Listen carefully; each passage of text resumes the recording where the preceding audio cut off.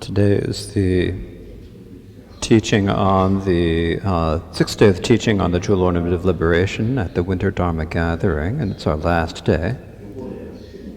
But today it's like I have no energy. For a couple of days I haven't really been sleeping well. The reason is because I'm getting ready and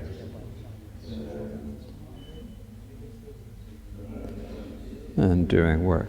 And so I haven't really been sleeping well. And so today,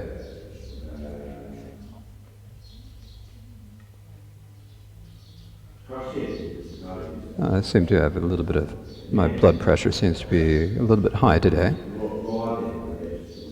And it's like I'm coughing a little bit, my lungs aren't feeling good. And it's as if I'm a little bit dizzy, so today, because my physical condition is not so good, I think. So I don't think that I'm going to be able to speak all that well today, but I will do my best. So, yesterday, continuing with the teachings on the ways of benefiting sentient beings, in terms of the 9 ways of benefiting sentient beings, so that we need to think about this in terms of the ways of helping sentient beings. And among these 9 ways of sentient beings,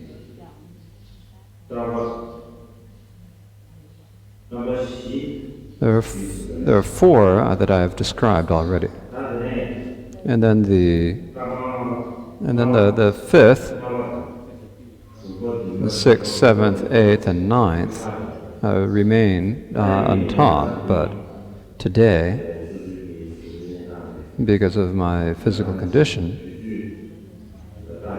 and when I look at the time, I think it's difficult for me to go through all of them in detail. So in the future, if I do have time, I hope that I will be able to teach the remaining considerations. So 5 of the considerations are left, and the 5th, the 5 are considering this in future lives, considering the vows and non-virtues. The 7th is considering the pros and cons of giving. The 8th is considering sentient beings' separate interests. And the 9th is considering the pros and cons for your own Dharma practice. And so what I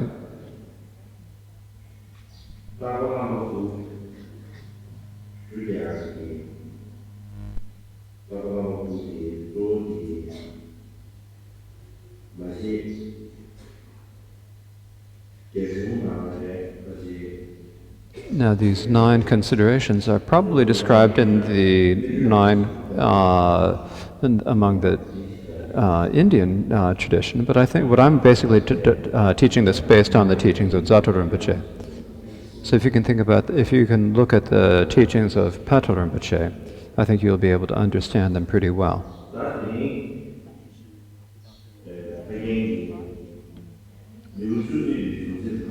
And so today,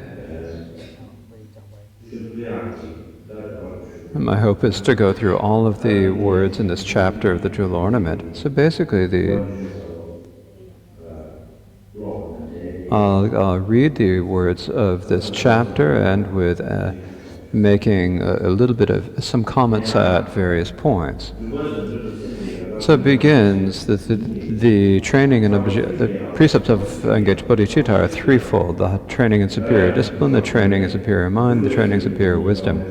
In this respect, the line for the path to awakening is those who abide within the vow of engaged bodhicitta have truly trained in the three aspects of moral discipline will greatly deepen their appreciation of these three trainings. And so I've already explained these at length over the past few days.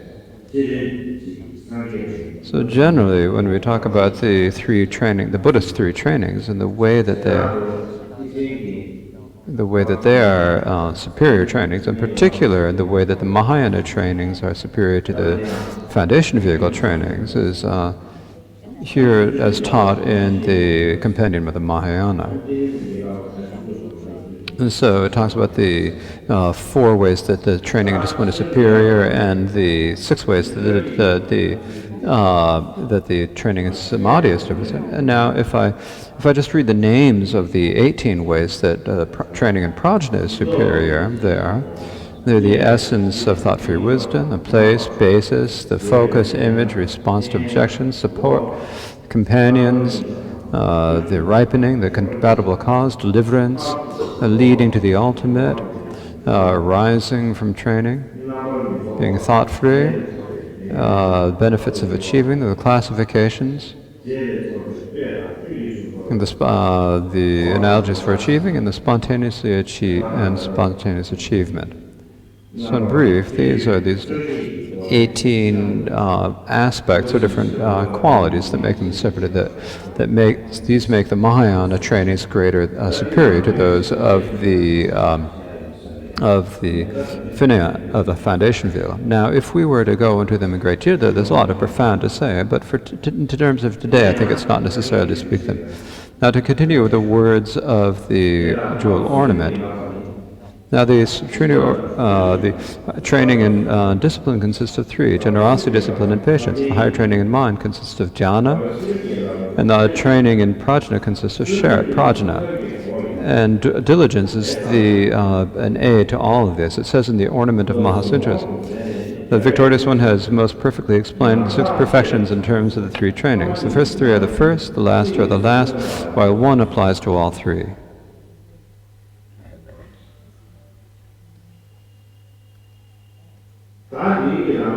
And so, what it says here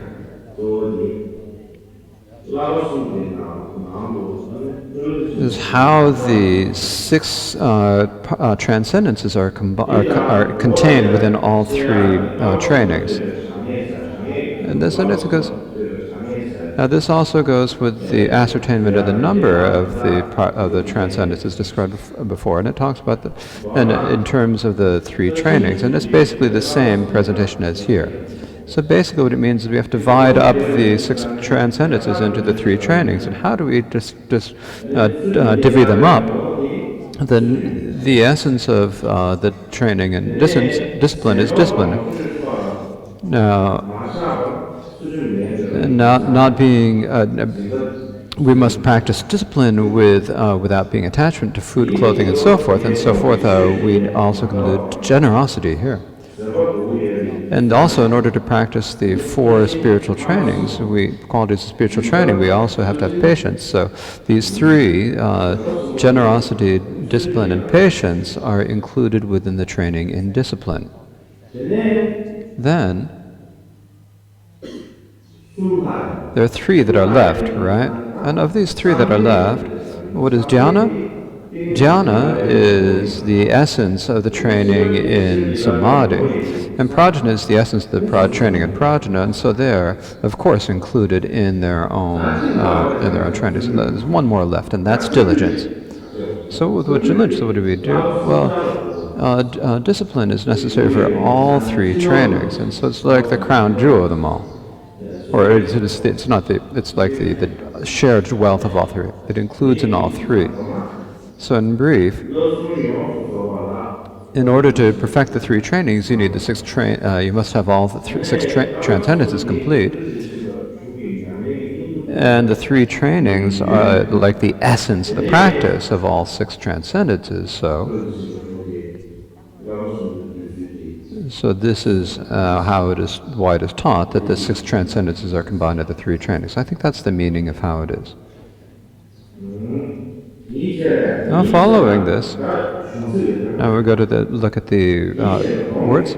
Thus, the synopsis for this chapter is as following: training and engaged devoting to is comprised of 6-fold generosity, discipline, patience, diligence, jhana, and prajna.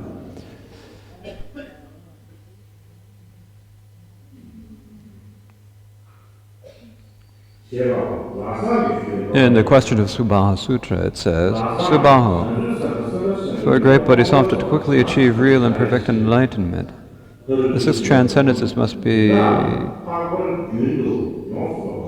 complete perfectly, and all the 6, they are the transcendent generosity, transcendent discipline, transcendent patience, transcendent diligence, transcendent jhana, and transcendent prajna.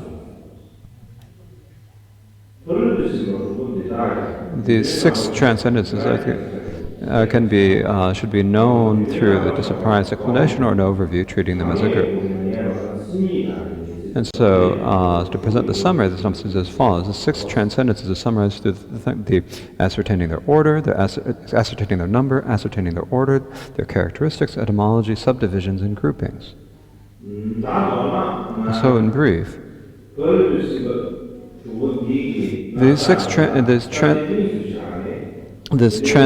presentation of these 6 transcendences is divided into 2 topics. Basically, there's an overview, and then there's the detailed explanation. And so here, this 11th chapter is the overview.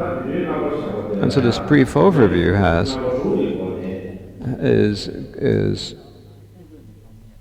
it says that it's teaching it in terms of these 6 points. And these 6 the first of these 6 is their definite number, or the ascertaining their number. And the ascertaining their number means, is what it says in the jewel ornament is, the ascertaining their number is 6. In terms of the higher states and liberation, in terms of conducive to higher birth, and the 3 conducive generation of the 3 that lead to the higher states: the perfection of generosity nurtures material prosperity, discipline nurtures a good physical existence, and the patience nurtures favorable environment. Of the 3 that lead to liberation, the perfection of diligence increases qualities,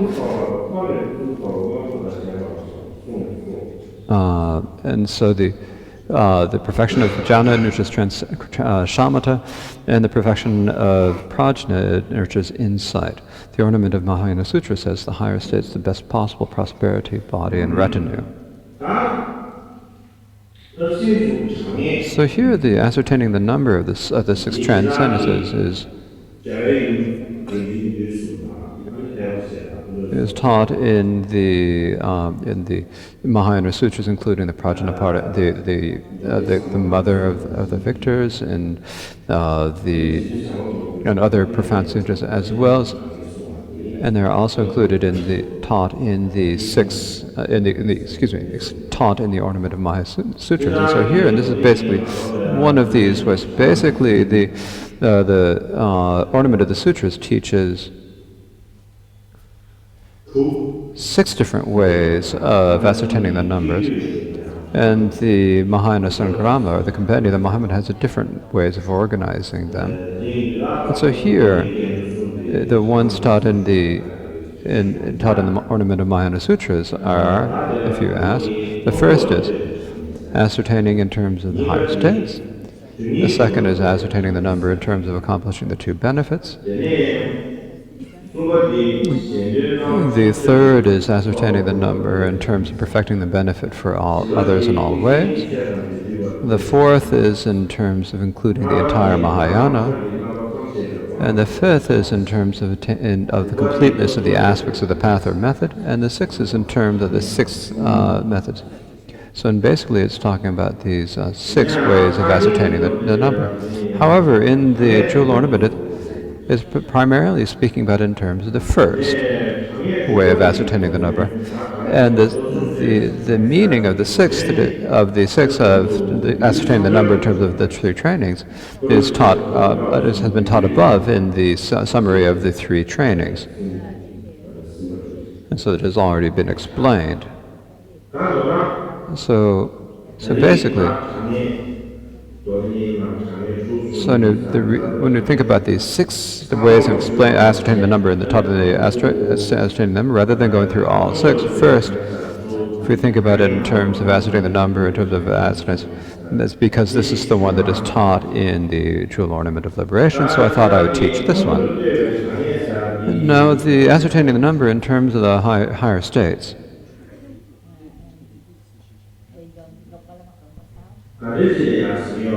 What this means is, generally when a bodhisattva practices, what the bodhisattva must practice is the six transcendences, and the way it's ascertained as being that is that these six are necessary for achieving the higher states, and that if any are missing, that one will not achieve the higher states. And the reason for this, if you ask, is, for example, if we want to have a good human rebirth in the next lifetime, and have all the facilities or other good conditions, and to be able to meet a teacher, then what we need is we need to have all six of the transcendences. And the six transcendences, and the way they have to all be connected is that, for example, if we want to be born as a human, you need to have a lot of food and clothing and everything. So what is necessary to have plentiful resources such as food and clothing is generosity. And the second is that you need to have a good body.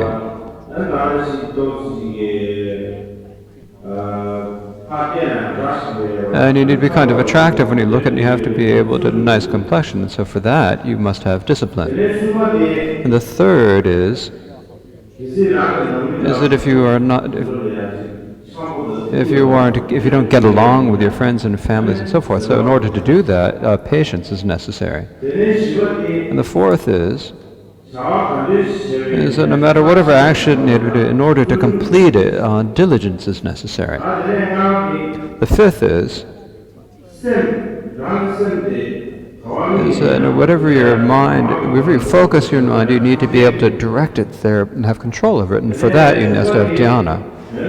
And the sixth is that in order to know whether your benefit or aims and actions are erroneous or not, you must have prajna. And so in order to achieve the excellent higher states, you must have to have all six, including generosity and so forth, and in particular the bodhisattvas, who are engaging the activity of the children of the Buddhas, that must absolutely have all six transcendences. So that's basically the meaning that is taught here.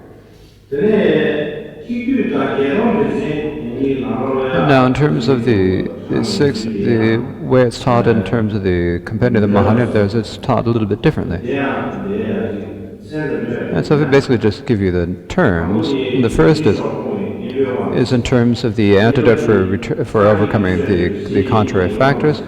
The second is to provide the basis for accomplishing the activities for achieving the qualities of a Buddha, and the third is to be able to become a precursor for ripening sentient beings. And so I think this is basically the same as the way that is taught in the three ways that are taught in the Ornament of Mahayana Sutras for ascertaining the number. So in brief, even though there are no more than six, but there are reasons why we can ascertain the numbers, and the reason why there's so many ways to ascertain the numbers, and they come down to the point that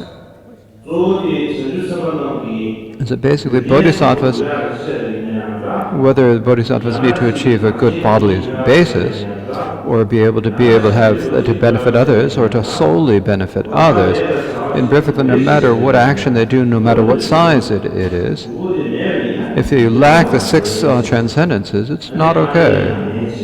And so for that reason, it's said repeatedly. It's said over and over. And so just looking at it from many directions and coming from different perspectives to explain it. and to give a good explanation so that everyone can have a complete understanding. And so that's why this is why it gives so many different reasons. And then following that, now the next point is the order. And now from the words from the text is, the ascertainment of the order, the definite order, is the order which they develop in one's being. Generosity enables proper conduct without concern for material well-being. Discipline brings patience. With patience, then you're able to develop diligence, and through diligence you can develop dhyana. And with a mind that can rest skillfully in dhyana, will probably know the true nature of phenomena just as it is. Not that it can be considered in times the gradual perfection to Hasada higher, the lesser explained first, and those found out in what is nobler is subsequent, or the order of the sequent related to the progression from grosser to subtle. Those which are grosser is easier to engage in and is less presented earlier, while those that are subtler because of the being more difficult to enter are presented later. The ornament of the Mahayana Sutra says, the latter arises on the basis of what comes before, and since some are inferior and others superior, some grosser and others subtler, they abide in their respective sequence.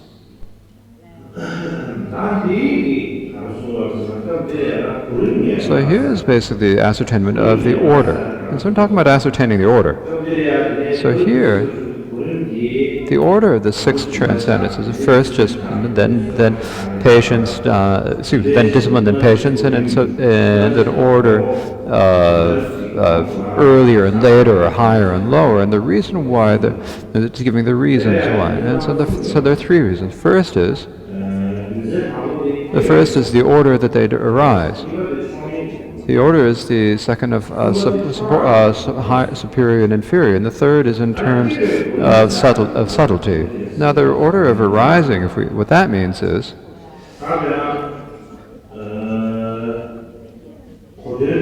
and to give the basic understanding of this, if you have no attachment to food, clothing, and things, then you're able to practice discipline. You can take vows, and you'll be able to keep them purely.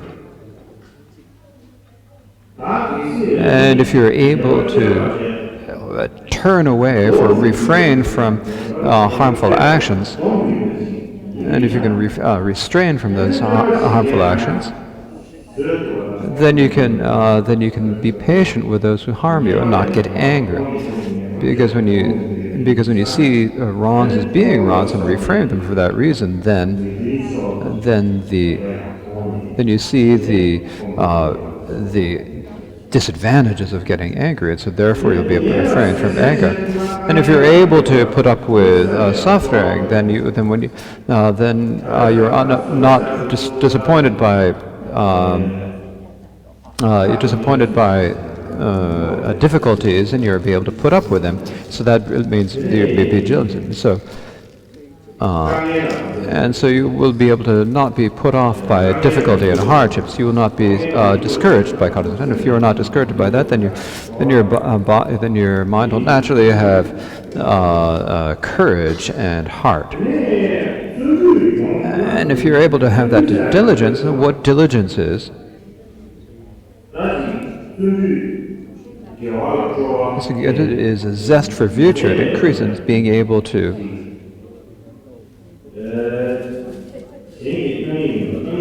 be able to practice day and night without being distracted. And if you're able to do that, then it's easy to develop the jhanas. And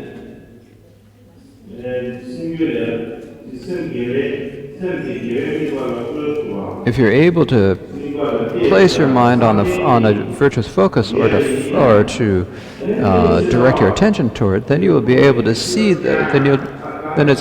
If you're able to do that, then it is not difficult to develop the prajna that sees the nature as it is. And so, for these reasons, even if you have the earlier ones, then the later ones, you have no difficulty developing them. They're easier to recite, and they can just arise very easily. And so that is the reason why it is taught in this. Now, the next is in terms of their superior or inferior. And what this is, in general, if we think about it, It's said that it's better keeping better than keeping infinite sutra disciplines in a high realm is to keeping one in an impure realm. And so also when you think about keeping an ordinary individual keeping discipline and comparing that to a bodhisattva on the first level practicing generosity, the generosity of superiority. So there are many different factors that of support and time and intention and object that make it that can mix up the order. But in generally, if everything is order, if it is in general, it is for ordinary people. It is more difficult, superior for ordinary individuals to practice discipline rather than giving food and clothing, or to refrain from clothing, and even more difficult or greater refraining from killing is compared to refraining from killing, then not getting angry when other people surprise you is greater than that when other people harm you. And when you be able to practice that, what's greater than that is being able to be diligent. What's greater than that is be able to rest with your mind focused one-pointedly. And that being able to rest evenly with your mind focused means to be able to see the nature of the Four Noble Truths. And so in that, developing because of that, it produces the full-blown prajna, so that is what is superior. So for that reason, the later are superior to the earlier, or finer than the earlier, and so for this reason, there's this order of superior and inferior. And the third is the order of subtlety. So let me talk about this order of subtlety. So in one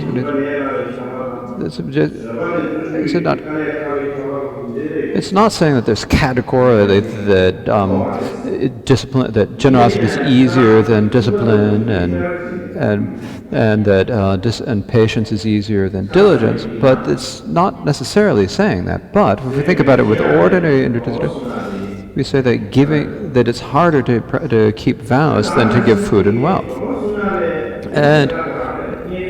And in compared to keeping vows, when other people give you a hard time and being able to be patient and put up with that is even more difficult. And so, even more being patient than other people, being able to be diligent about listening, contemplation, meditation, have fortitude for it is even more difficult. And what's even more difficult than that is developing shamatha. And what's even more difficult than shamatha is realizing the meaning of emptiness and so forth, developing the prajna of insight. And so for that reason, the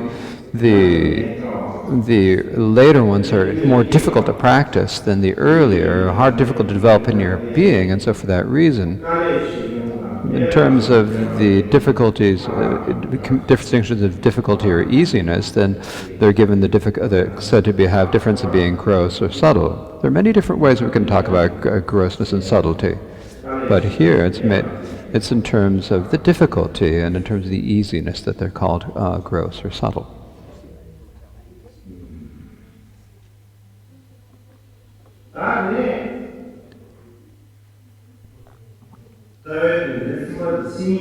The third point is the characteristics, and as it says in this is the characteristics of bodhisattva's generosity and so forth, is that they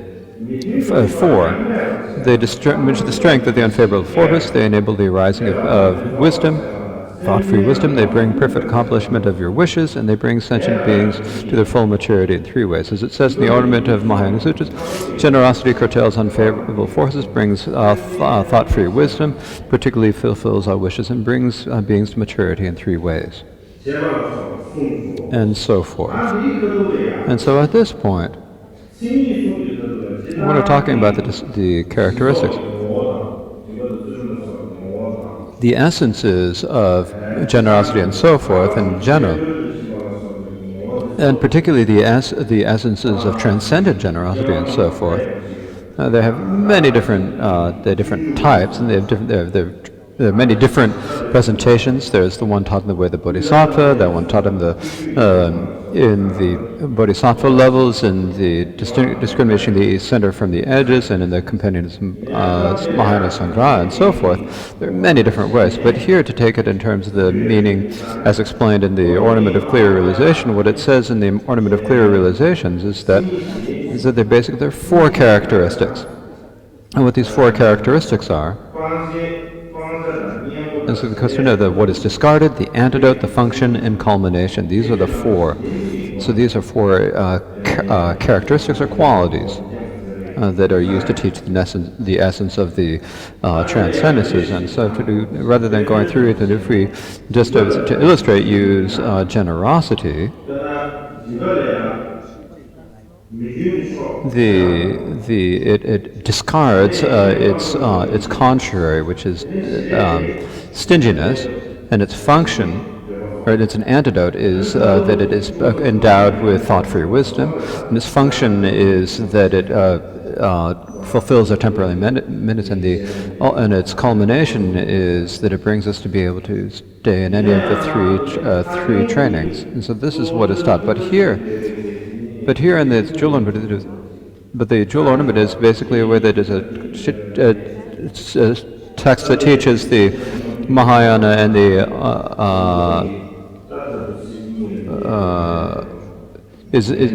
primarily is Mahayana text, not one that's common both. And so here it primarily is talking about the culmination of ripening sentient beings. Now the next part is the etymology, and what it says in the jewel ornament is the etymology is. Since it clears away suffering, it is generosity. Since it is the attainment of coolness, it is discipline.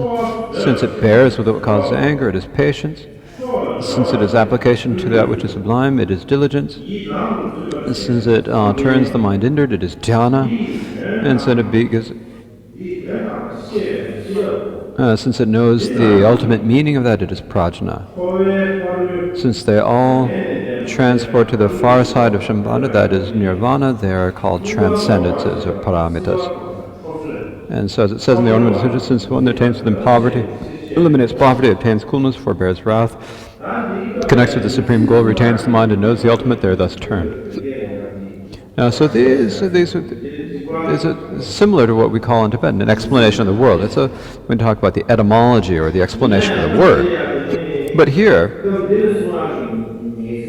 the etymology or the meaning of the term given here is what is taught in Sanskrit, I think. And so you can't really say it's exactly the same in Tibetan. For example, if we think about, if we say like, since it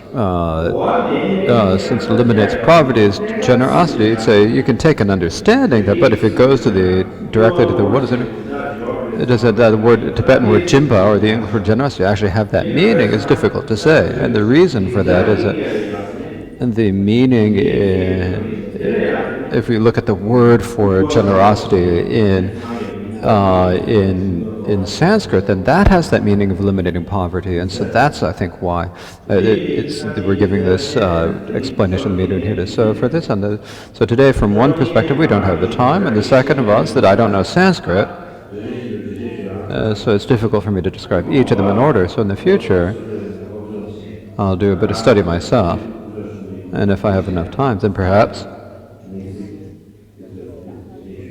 I hope to explain these explanations of the terms.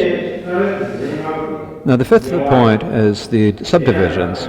And as it says in the text, the subdivisions of the generosity of discipline, the discipline of generosity, and so forth, giving rise to 36 for each. And as the Ornament of Clear Realization says, with this profession is generosity and so forth, each has encompassing a sixfold division. This harmony-like complete means of attainment is explained exactly in terms of 6 sets of 6. And now the meaning of this is, how we should understand this is,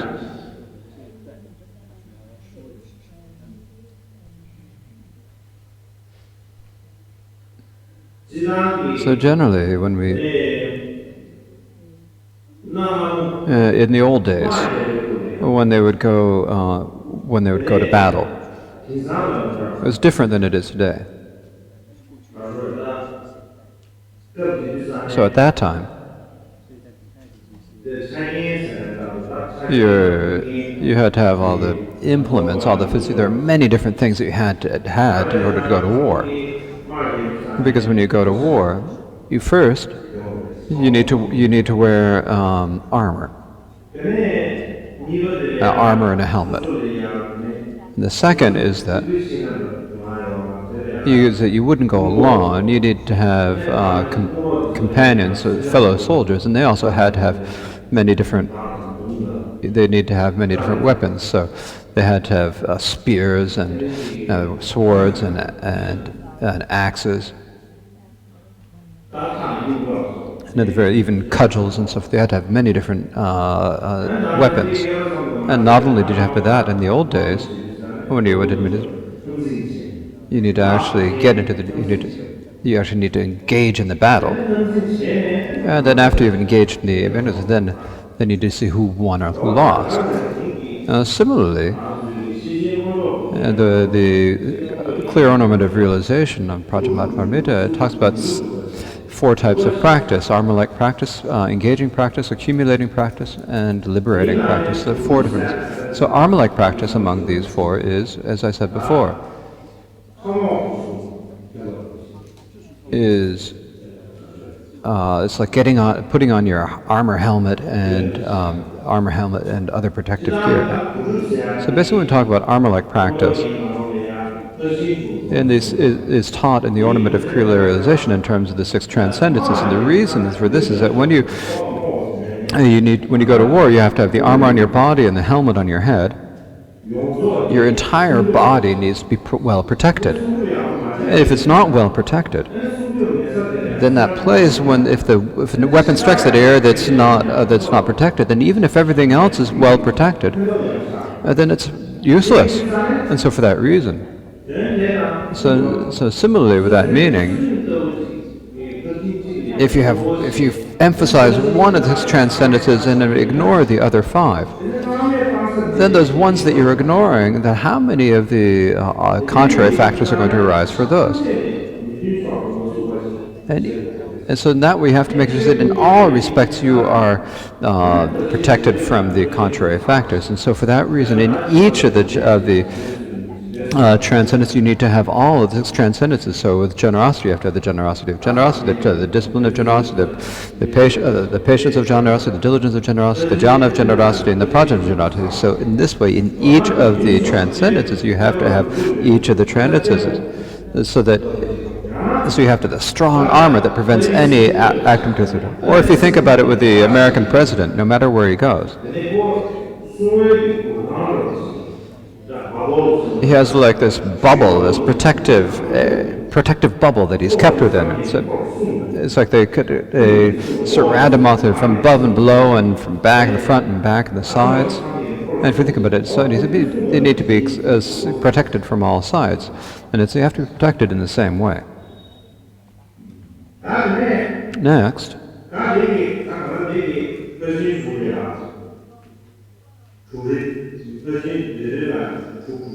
and so in this way, each transcendence is divided into 6, and so you've got 66 difference. That is the reason for that. Now, the second one, the 6th point is the groupings.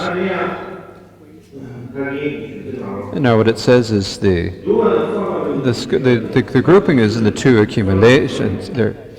So generosity and discipline belong to the accumulation of merit. Wisdom, prajna becomes the accumulation of wisdom. Patience, diligence, and dhyana belong to both. As the Ornament of Mahayana Sutra says, generosity and discipline belong to the accumulation of merit, while prajna belongs to the accumulation of wisdom, and the remaining 3 belong to both. This then concludes the presentation of the 6 transcendences, the 11th chapter of the Jewel Ornament of Liberation. So generally here, so this talks about there are different ways that the 6 transcendences can be grouped together. The 6 transcendences are, if you think about different ways to group them,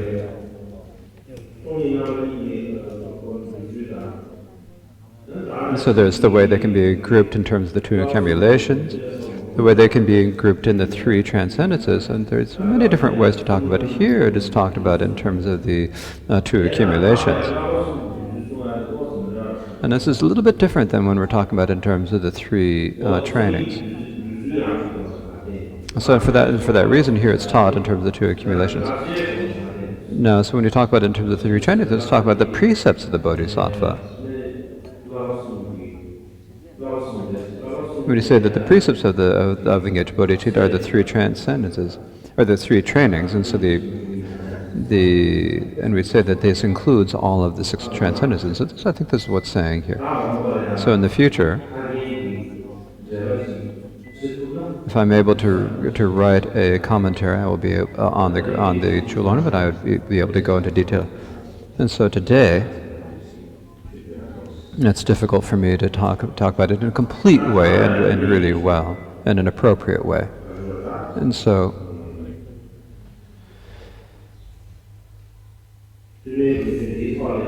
at this,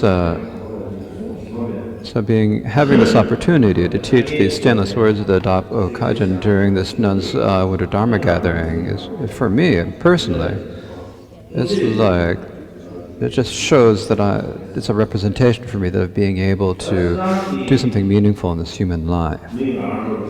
So a person like me, like we have in the Tibetans, if you put them at the goal, they have nothing.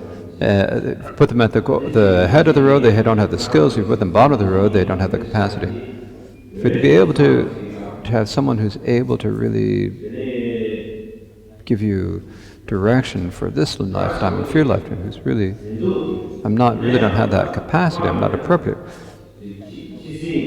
But it's like you'd use dog spit on a wound, and if it would help. So if I use my flesh and blood and bones and my vitality and life force, and if it brings some benefit, even if it's just a little benefit, just being able to use it, and for that to benefit, and if that can bring some benefit to you, then I feel for me like that's a good fortune and really a good merit. And so that's been my thought as I've been giving this teaching on the Jewel Ornament to you as like an offering or as a present. So generally, so for the time that for me, from the time that I've been 7 until now, I've been only followed other people's directions and followed people's supervision. I haven't really been able to make my own plans for this lifetime. I haven't been able to have my own hopes, and I haven't had any choice in anything either. So in this way, I've gone wherever the winds of karma from past lives have blown me, wherever they've driven me, and that's how things have gone.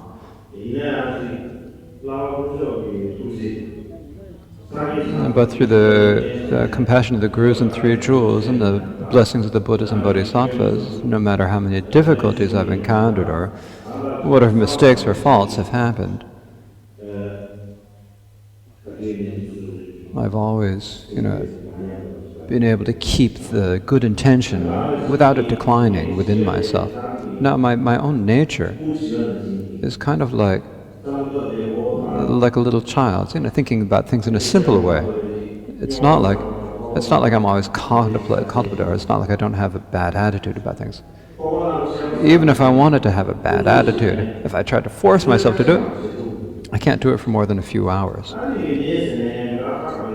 Whether you call this a quality or a fault, but that's how I am. So some people think, he's always scowling. He must be really short-tempered, or it's like some old person who's always thinking too hard. But actually, in terms of how it is, that's not it. And some people might think that when he teaches the Dharma, it's like he's got so much to say that he never runs out. He never runs out of anything. He must be really speak easily, that I'm really have a creative mind. But that's not it either. Actually, the way it really is Usually in my daily life, I really don't know how to speak well or to make myself understood. I'm not always talking. I speak very little. I'm very taciturn. As in brief, I'm the most ordinary of ordinary people. I'm the same as all of you. I don't have 4 faces, 6 arms, and all that to show you. But my life has been a bit different than yours. And the reason is that what you see now is someone with the title of a High Lama who sits on this high throne. That's all you can see. But behind that, how much happiness is there? How much sadness? You can't know. Especially with me. I've grown up surrounded by political problems, sectarian problems, and many other difficulties. And so from one side, other people place hopes in me and praise me. Then from the other side, people denigrate me and they criticize me. In brief, there are people who toss flowers at me and people who toss garbage at me. So because of that, in this lifetime, my life has turned out differently than for many. But however, the me that people see is not actually me, the same me that lives in this life. It's not the same.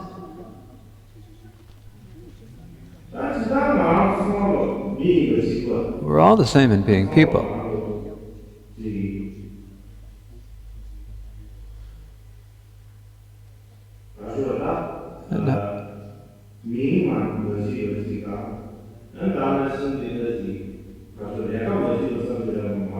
We all have different titles and different jobs, but we're all the same in being humans. We're all just living as basic humans. But we have to gauge, because we have to gauge our own individual capacities. We see things differently. We do things differently. And so it's not always so easy. Because gauging your own capacities and then doing the work is not a very easy thing to do. So so up until now in this lifetime, the greatest experience I have learned is we must not lose heart. But when you talk about heart or enthusiasm, doesn't come on its own. It's not automatic. It doesn't come automatically. And we can't borrow a heart or enthusiasm from anywhere else. So what we have to do is we have to find it through our own efforts. We have to look for it. We have to search for it. Now, whether we find it or not is not a question of where we look. It's a difference in the person searching. It's a difference in the human who is looking. So please, none of you lose heart. And in particular, this winter Dharma gathering for the nuns is intended for all the nunneries and for all the nuns. For all the nunneries and all the nuns. So you should serve it with the most altruistic motivation you can. And be as careful to act as possible, to act in ways beneficial to all.